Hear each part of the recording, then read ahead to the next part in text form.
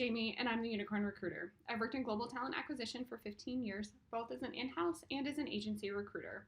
I'm also a leadership development coach, and I now help companies hire their top talent, also known as unicorns, and help job seekers find their next position.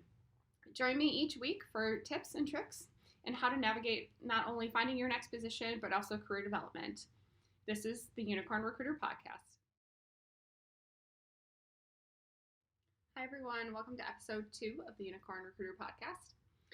Today, we're going to talk about ATS optimized resumes. So this is something that has been, I think, discussed at great lengths on LinkedIn, and in keeping with my theme here of covering topics from 2023 that I no longer want to discuss in 2024, figured we'll just squash this one right away in the year and be done with it. So if you're on LinkedIn or any of the job blogs or podcasts, you've probably heard by now about ATS optimized resumes. And this is something that career coaches will use to sell their services. And when I say ATS optimized resume, I'm talking about applicant tracking systems. So every company uses an applicant tracking system. I've worked with companies that have used Excel spreadsheets, all the way up to companies that use Workday, SuccessFactors, any of the big names.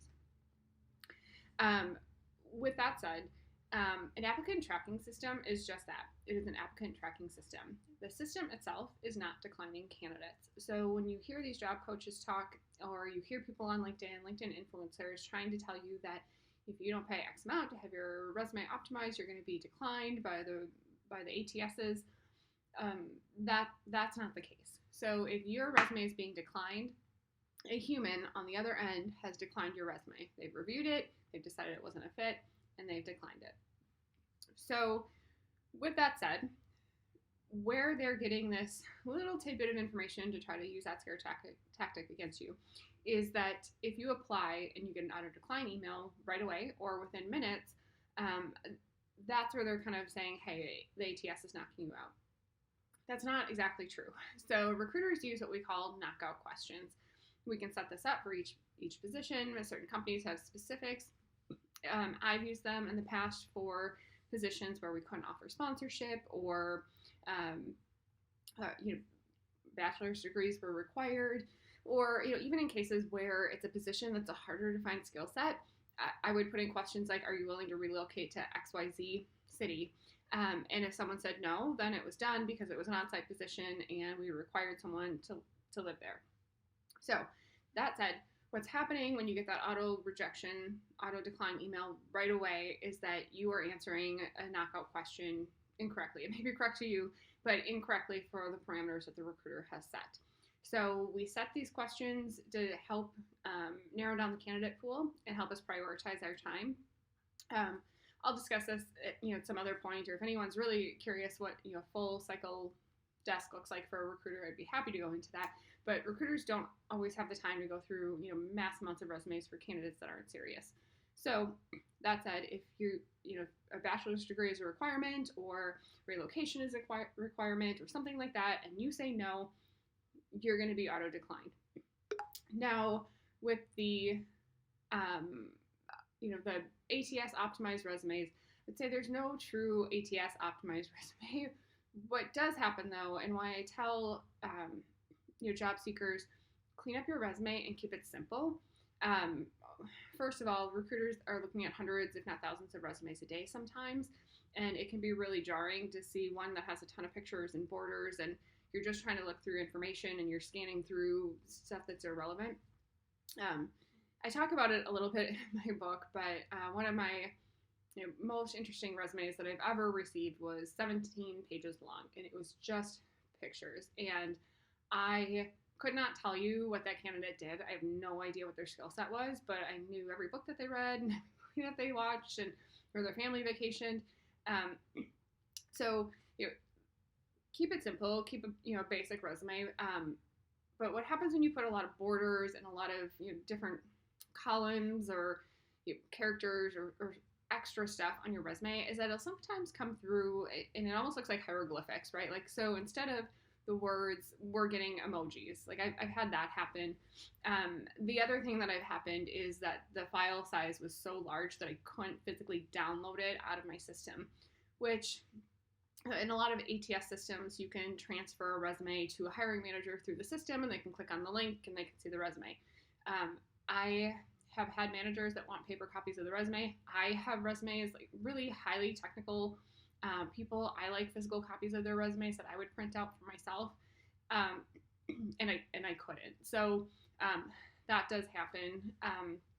The other thing that I've had happen a lot, with ATS systems and issues in terms of resumes coming into the system, is that be very careful what you label your resume on your desktop as, and double and triple check those attachments. So I have had phone bills, medical bills, court papers, divorce papers, you name it, sent through as resumes.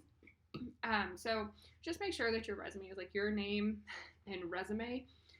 That'll help, first of all, when you're going through and attaching documents, but it also makes sure that the recruiter doesn't decline you because you're not actually uploading your resume. So things to keep in mind, there's no ATS optimized resume. I tell everyone, customize your resume for each job that you're applying to. Make sure that what they're looking for on the job description you actually have, and then make sure that your resume reflects that. You'll hear a lot of talk about keywords. So do you have the keywords on your resume? If you're applying to a project manager job and you're a project manager, you probably have those keywords on your resume. You probably have budgeting and resource management and time management and project management software, and you probably have that on there. So unless you are doing a complete career change, which is a completely different topic, you most likely have keywords on your resume for what they're looking for. It's making sure that you highlight the experience that you have at previous positions and align it to what they're looking for in their job description. So ATS optimized resumes, first of all, summary, are not a thing. No ATS is going to just auto reject you. There's a human on the other end that is doing the rejection. 2, keep your resume simple so that the recruiter isn't getting hieroglyphics or your utility bill or something that's not your resume. And 3, just make sure that your job or your resume is customized to the job that you're applying to. So again, if you were an IT developer applying for an IT developer role, or a recruiter applying for a recruiter role, chances are really good you've got a lot of those skill sets and a lot of those keywords that people are talking about. So that's going to transfer. Just make sure that your experience and what you've done aligns to what they're asking for on that job description. So anyone that is telling you that you need an ATS optimized resume and they can help you with that, the people that are telling you this are LinkedIn influencers or job coaches that either have never worked in recruiting or HR, or they have a service to sell. So consider the source. I would argue very strongly that the people that tell you you need an ATS optimized resume are probably some of the same people that would tell you no one wants to work, and they're going to coach you and help you get that next position because you're competitive because no one wants to work. So just keep in mind the source when you're seeing some of these discussions on LinkedIn or on social media. There really is no ATS optimized resume. A clean, simply formatted resume is what's going to get you the job. So I hope this helps. Continue to follow me on social media or send me an email at info@Unicorn Recruitment and Career Services if you have any questions or if there's a topic you'd like me to discuss. And have a great week.